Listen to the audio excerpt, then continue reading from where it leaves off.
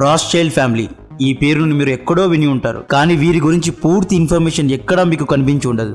ఈ రహస్య యూదుల కుటుంబం 19th సెంచరీలో ప్రపంచంలోని 50% భూమిని కొన్నారు అంటారు. ఈ ఫ్యామిలీ యొక్క సీక్రెట్ వెల్త్ అంటే రహస్య ఆస్తి దాదాపు $500 ట్రిలియన్ ఉంటుంది అనే ఎన్నో కాన్స్పిరసీ థియరీస్ వచ్చాయి. ఇవన్నీ కాదు, ఈ లెటర్ చూడండి. ఈ లెటర్ November 2, 1917 రోజు మొదటి ప్రపంచ యుద్ధ సమయంలోనిది. ఈ లెటర్ గురించి మీ అందరికీ తెలుసు. దీన్నే బాల్ఫోర్ డిక్లరేషన్ అంటారు.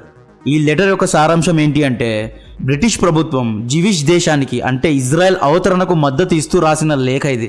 ఈ లెటర్ను ఎవరికి అడ్రస్ చేశారో చూడండి. డియర్ లార్డ్ రాస్చైల్డ్ అంటూ అడ్రస్ చేశారు.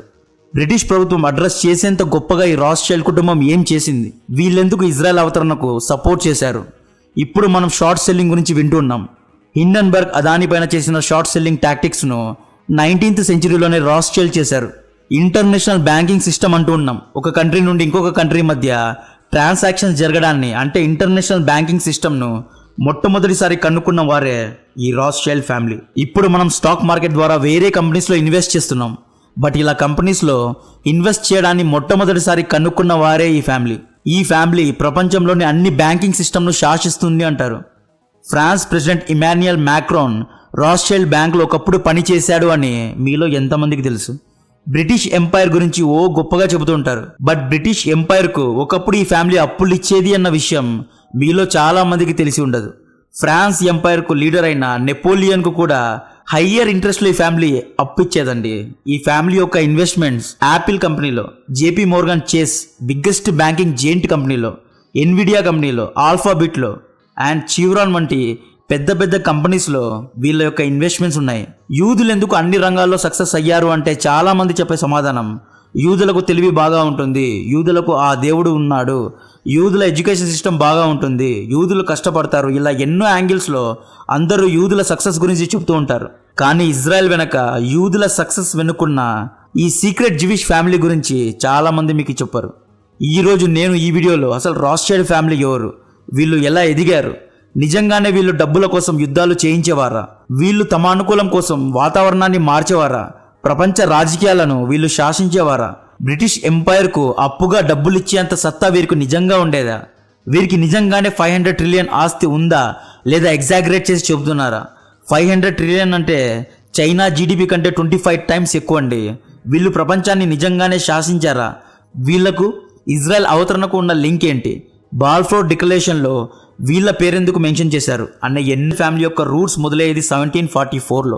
1744లో మేయర్ ఆమ్షెల్ రాస్చైల్డ్ అనే వ్యక్తి జర్మనీలోని ఫ్రాంక్ఫర్ట్ నగరంలోని ఒక జివిష్ ఫ్యామిలీకు జన్మించాడు. ఈయన కుటుంబం జుడెన్ గెస్సి అనబడే ఒక చిన్న సందులో ఇరుకైన ఇంట్లో ఉండేవారు. ఈ ఇరుకైన సందులో దాదాపు 3000 మంది జివిష్ ఫ్యామిలీస్ ఉండేవారు. అప్పట్లో యూదులపైన యాంటీసెమిటిజం అంటే యూదులపైన వివక్ష ఉండేది. యూదులు రాత్రిపూట బయటకు వెళ్ళకూడదు, క్రిస్టియన్ హాలిడేస్లో సండేస్ రోజు వీళ్ళు బయటకు వెళ్ళకూడదు, 2 కంటే ఎక్కువ మంది యూదులు కలిసి గ్రూప్గా బయటకు వెళ్ళకూడదు, బయట తిరగకూడదు అనే ఎన్నో ఆంక్షలు వీరిపైన ఉండేది. గార్డెన్స్లో, కాఫీ షాప్స్లో యూదులు వెళ్ళొద్దు అనే ఎన్నో రూల్స్ యూదులపైన ఉండేవి. అటువంటి వాతావరణంలో మాయర్ బాల్యం సాగింది. బట్ మాయర్ చాలా తెలివిగలవాడు. చిన్నప్పటి నుండే వ్యాపారం పైన ఇంట్రెస్ట్ కలిగి ఉండేవాడు. మాయర్ తండ్రి సిల్క్ క్లోత్స్ అమ్మే వ్యాపారంతో పాటు ఫారిన్ కరెన్సీ ఎక్స్చేంజ్ వ్యాపారం కూడా చేసేవాడు. అంటే ఒక దేశం యొక్క కాయిన్స్ను ఇంకొక దేశానికి ఎక్స్చేంజ్ చేసి కమిషన్ను సంపాదించేవారు అన్నమాట. మాయర్ చిన్నప్పటి నుండే వేరువేరు దేశాల యొక్క లేదా వేరువేరు రాజ్యాల యొక్క రేర్ కాయిన్స్ను, రోమన్ ఎంపైర్ కాయిన్స్ను, బైజాంటిన్ ఎంపైర్ కాయిన్స్ను కలెక్ట్ చేసి అమ్మేవాడు. ఇతను ఈ కాయిన్స్ను ఎవరికి అమ్మేవాడు అంటే పెద్ద పెద్ద రాజకుటుంబాల్లోని రాజులకు, ప్రిన్సెస్కు అమ్మేవాడు. మేయర్ తన 12వ ఏటలోనే తన తల్లిదండ్రులను కోల్పోయాడు. తన రిలేటివ్ అయిన సైమన్ వోల్ఫ్ ఓపెన్ హైమర్ దగ్గర ఉండేవాడు. సైమన్ వోల్ఫ్ ఒక బ్యాంక్లో పనిచేసేవాడు. సైమన్ వోల్ఫ్ దగ్గర మాయర్ బ్యాంకింగ్ టెక్నిక్స్ను నేర్చుకున్నాడు. 1763లో మాయర్ కాయిన్ బిజినెస్లో ఎక్సెల్ అయ్యాడు. ఒకరోజు మాయర్ పరిచయం British crown prince Wilhelm of హెస్సేతో అయింది. ఇక్కడి నుండే మాయర్ గేమ్ మొత్తం చేంజ్ అయింది.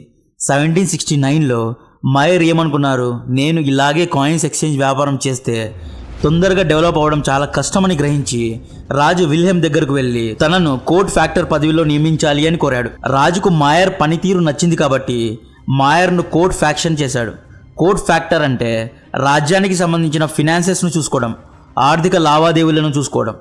1770లో మాయర్ వివాహం గుట్లే చాన్పర్ అనే ఆవిడతో అయింది. ఈవిడ తండ్రి కూడా మనీ ఎక్స్చేంజ్ లో కోర్టు ఫ్యాక్టర్ గా పనిచేసేవాడు. ఈ ఇద్దరు దంపతులకు 10 మంది పిల్లలు పుట్టారు. ఈ 10 మందిలో 5 మంది ఆడవారు, 5 మంది మగవారు అన్నమాట. దీని తర్వాత మాయర్ రాత్స్చైల్డ్ బ్యాంకులను స్థాపించాడు.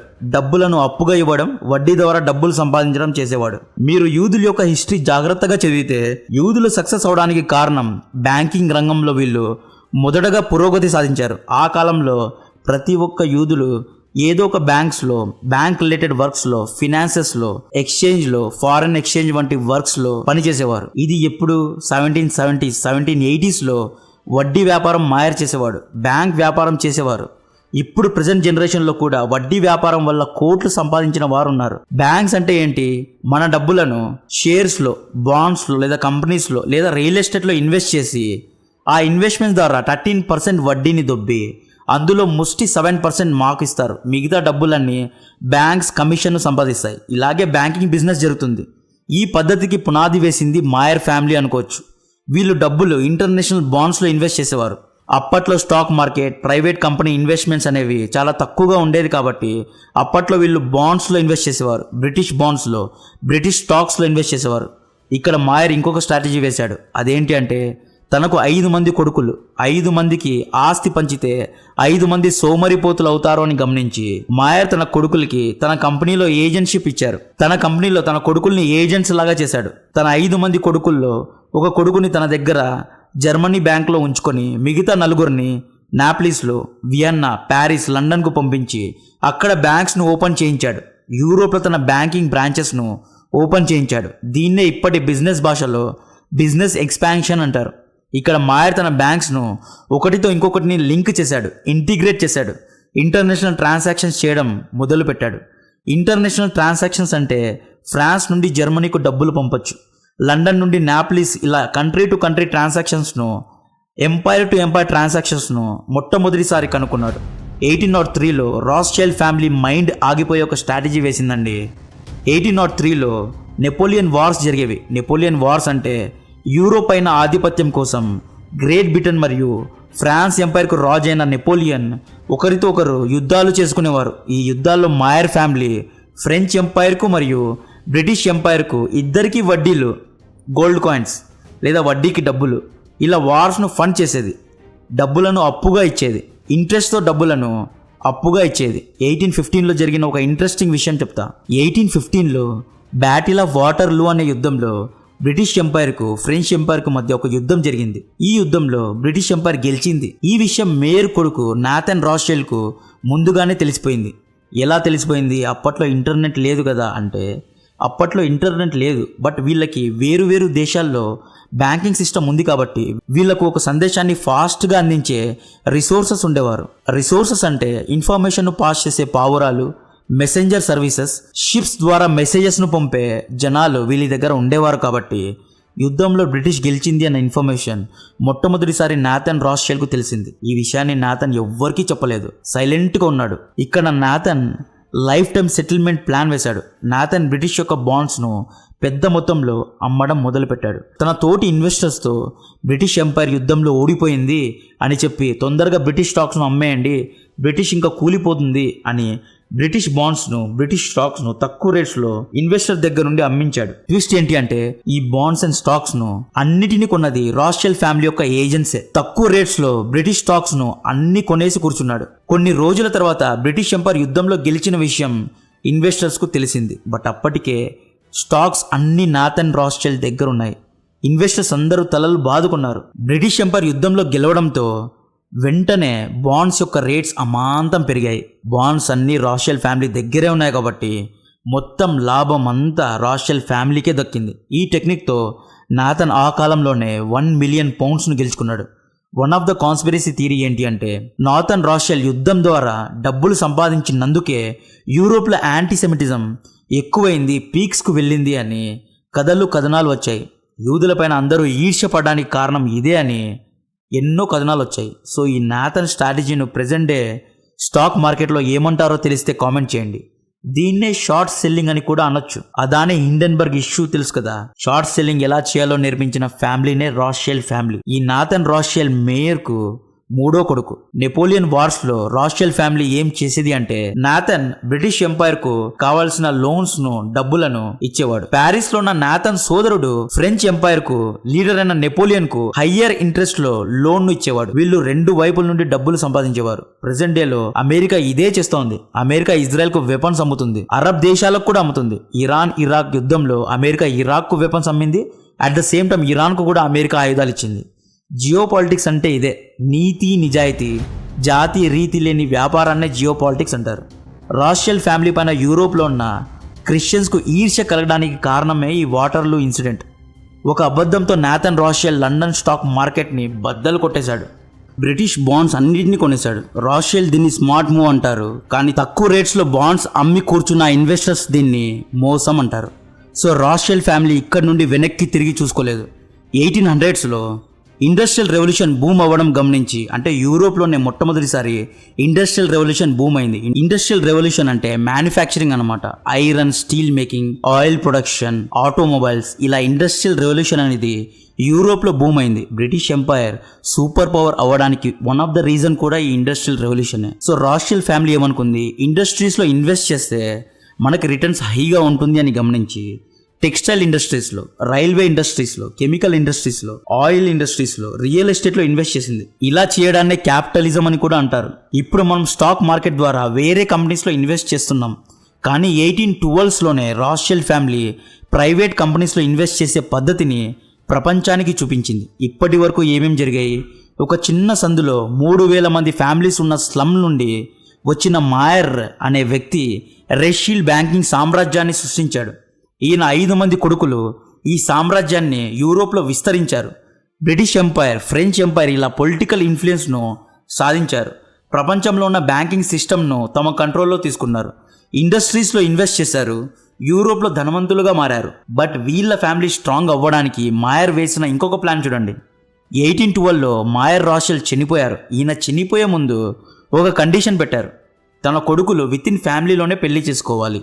అలా చేస్తేనే నా ఆస్తిలో వాటా మీకు దక్కుతుంది. మీరు గనుక వేరే ఫ్యామిలీస్ నుండి ఆడపిల్లల్ని తీసుకొస్తే మీకు ప్రాపర్టీలో వాటా రాదు అనే కండిషన్ పెట్టారు. ఈ కండిషన్ పెట్టడానికి కారణం, ఇంటర్ ఫ్యామిలీ మ్యారేజెస్ జరిగితే రాస్చెల్ ఆస్తులు మొత్తం వితిన్ ఫ్యామిలీలోనే ఉంటాయి. వేరే వాళ్ళ ఫ్యామిలీస్ యొక్క ఆడవారితో మ్యారేజెస్ జరిగితే ఆస్తులు వేరే ఫ్యామిలీస్ అనుభవిస్తారు అనే ప్రమాదం ఉంది. కాబట్టి మాయర్ ఈ కండిషన్ పెట్టారు. సో ఈ కండిషన్ వల్ల రాస్చెల్ ఫ్యామిలీ ఇంకా స్ట్రాంగ్ అయింది. మాయర్ ఇంకో కండిషన్ కూడా పెట్టారు. ఆస్తిలో వాటా కేవలం మగవారికి మాత్రమే ఉంటుంది, ఆడవారికి ఉండదు అనే కండిషన్ కూడా పెట్టాడు. సో ఈ విధంగా రాస్చెల్ ఫ్యామిలీ అన్ని సెక్టార్స్లో ఇన్వెస్ట్ చేశారు. అమెరికా డెవలప్ అవుతోంది అని గమనించి యూఎస్లో ఇన్వెస్ట్ చేసేవారు. ఒక యుద్ధంలో ఎవరు గెలుస్తారో అని గ్రహించి గెలిచే దేశాలపైన ఇన్వెస్ట్మెంట్ చేసేవారు. ఇండస్ట్రియల్ రెవల్యూషన్ సమయంలో యూరోప్లో దాదాపు అన్ని కంపెనీస్లో రాస్చెల్ ఫ్యామిలీ యొక్క ఇన్వెస్ట్మెంట్స్ ఉండేవి. 18th and 19th సెంచురీలో, అంటే 1790 నుండి 1900 మధ్య కాలంలో రాస్చెల్ ఫ్యామిలీ ప్రపంచంలోని 80% ఫైనాన్షియల్ ట్రాన్సాక్షన్స్ను చేసేది అని చాలామంది అంటారు. ప్రపంచంలోని 80% వెల్త్ వీరి దగ్గర ఉండేది అని కూడా ఎన్నో కాన్స్పిరసీ థియరీస్ ఉన్నాయి. బ్రిటిష్ ఎంపైర్కు వీళ్ళు క్లోజ్ ఎయిడ్స్గా ఉండేవారు అంటారు. బ్రిటిష్ ఎంపైర్లో ఏ పదవి ఎవరికి దక్కాలో వీరే డిసైడ్ చేసేవారు అని కూడా చెప్తారు. Juice controls world finances and finance supply chain అని అందరూ అనడానికి కారణమే ఈ రాస్చెల్ ఫ్యామిలీ. సూయజ్ కెనాల్ను కన్స్ట్రక్ట్ చేసిన బ్రిటిష్ కంపెనీలో కూడా వీళ్ళ ఇన్వెస్ట్మెంట్స్ ఉన్నాయి. సూయజ్ కెనాల్లో ప్రపంచంలోని 70% వ్యాపారం జరుగుతుంది. రాస్చెల్ ఫ్యామిలీ సంతతి చెందిన బ్యారెన్ రాస్చెల్ అనబడే వ్యక్తి జియోనిజం మూవ్మెంట్ను సపోర్ట్ చేసేవాడు. యూరోప్లో ఉన్న యాంటీ సెమిటిజాన్ని వ్యతిరేకించేవారు. 1880స్లో ఒట్టోమన్ రాజ్యంలో ఉన్న పాలస్తీన్ యొక్క 20% భూములను ఈయన కొన్నారు. మేబీ 80% కంటే ఎక్కువ భూములు కొన్నారు అని చాలా మంది అంటారు. జెరూసలంలో ఉన్న యూదులకు పవిత్రమైన వెస్టర్న్ వాల్ ను కూడా ఈయన కొనాలి అనుకున్నారు అనే కాన్స్పిరసీ థియరీస్ కూడా ఉన్నాయి. ఒక సమయంలో దాదాపు లేట్ 1890స్లో ఒట్టోమన్ ఎంపైర్ పాలస్తీన్ లో యూదుల ల్యాండ్స్ కొనడాన్ని బ్యాన్ చేస్తే రాస్చెల్ ఫ్యామిలీ బ్రిటిషర్ల పైన ప్రెషర్ పెట్టి ఒట్టోమన్ రాజ్యంతో ఒక డీల్ చేయించింది. ఒట్టోమన్ రాజు పాలస్తీన్ లో యూదుల భూములు కొనడాన్ని అలో చేస్తే దీనికి బదులుగా ఒట్టోమన్ రాజు అప్పులన్నీ మాఫీ చేస్తాము అనే డీల్ జరిగింది. ఈ డీల్ జరగడం వల్లనే ఒట్టోమన్ రాజు పాలస్తీన్ లో జివిష్ సెటిల్మెంట్ కు సపోర్ట్ చేశాడు. పాలస్తీన్ లో యూదుల భూమిని కొనడానికి ఒట్టోమన్ రాజు సపోర్ట్ చేశాడు. దీన్నన్నిటికీ వెనుకున్న వ్యక్తి పేరే బ్యారెన్ రాస్చెల్. ఆ కాలంలో యూదులు బిజినెసెస్ ను, ఫినాన్సెస్ ను, ఇన్వెస్ట్మెంట్స్ ను తమలో తామే చేసుకునేవారు. మ్యారేజెస్ కూడా యూదులు తమలో తామే చేసుకునేవారు. వేరే జాతుల వారిని యూదులు మ్యారేజ్ చేసుకునేవారు కాదు. కాబట్టే యూదుల్లో యూనిటీ ఉండేది. వీళ్ళు తమ ఆదాయంలో 10% పేద యూదులకు డొనేట్ చేసేవారు. రాషెల్ ఫ్యామిలీ యొక్క ప్రెషర్ వల్లనే, రాషెల్ ఫ్యామిలీ యొక్క పవర్ వల్లనే, రాషెల్ ఫ్యామిలీ యొక్క ఇన్ఫ్లుయెన్స్ వల్లనే బ్రిటిష్ ఎంపైర్ బాల్ఫోర్ డిక్లరేషన్లో లార్డ్ రాషెల్ అని మెన్షన్ చేసి ఇజ్రాయెల్ అవతరణకు సపోర్ట్ చేసింది, అన్కండిషనల్గా సపోర్ట్ చేసింది. సో వీళ్ళ దగ్గర $500 ట్రిలియన్ సంపద ఉందా అనేది తప్పుడు వార్తలు. యాజ్ పర్ 2015 డేటా ఆధారంగా ప్రపంచం యొక్క అన్ని దేశాల యొక్క వెల్త్ ను కలిపితే $250 ట్రిలియన్ ఉంటుంది. అలాంటిది రాషెల్ ఫ్యామిలీ దగ్గర $500 ట్రిలియన్ ఎక్కడి నుండి వస్తాయి అని చాలా మంది చెప్పారు. 2015లో రాషెల్ ఫ్యామిలీ గ్రూప్ యొక్క టోటల్ రెవెన్యూ కేవలం $500 మిలియన్ మాత్రమే. సో ఫోర్స్ 2015 లిస్ట్లో రాషెల్ ఫ్యామిలీ నుండి ఒక్క మెంబర్ మాత్రమే ఉన్నారు. ఆ ఒక్క మెంబర్ పేరు బెంజమిన్ డి రాషెల్. ఈయన ఒక ర్యాంక్ కూడా 1121 ర్యాంక్ వచ్చింది. ఈయన టోటల్ వర్త్ 1.61 బిలియన్ మాత్రమే. సో 18th and 19th సెంచరీలో రాషెల్ ఫ్యామిలీ ప్రపంచ రాజకీయాలని శాసించాయి, ఫినాన్షియల్ చైన్ ను శాసించాయి, వరల్డ్ బ్యాంకింగ్ సిస్టమ్ ని తమ కంట్రోల్లో ఉంచుకున్నాయి, ఒక కొత్త వరల్డ్ ఆర్డర్ ను రచించాయి. బట్ ఇప్పుడు రాషెల్ ఫ్యామిలీ యొక్క పవర్ కొంచెం తగ్గిందని అనుకోవాలి. బట్ స్టిల్ ఇప్పటికి కూడా గూగుల్లో, జేపీ మోర్గన్ చేస్లో, పెద్ద కంపెనీస్లో రాషెల్ ఫ్యామిలీ యొక్క ఇన్వెస్ట్మెంట్స్ ఉన్నాయి. కాంటెంట్ నచ్చితే వీడియోను లైక్ చేయండి, ఛానల్ను సబ్స్క్రైబ్ చేసి అందరికీ షేర్ చేయండి. జై హింద్.